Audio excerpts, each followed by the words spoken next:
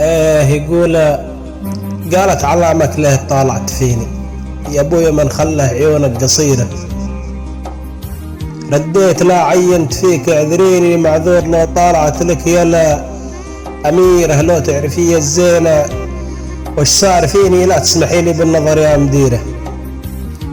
جمالك ابهرني وكحل لعيني وانا رجل نظرات عينه سعيرة مفروض يا بنت العرب تجبريني انت من الطائف من سرة كبيرة. ارجوك لا تقسي ولا تجرحيني ما بالخبر يوصل الشيوخ العشيرة.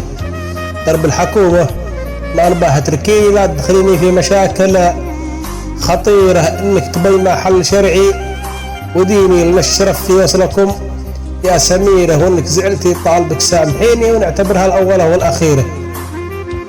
قالت جعلت افداك لا تبتليني ولا تحاول بالحروف المثيرة.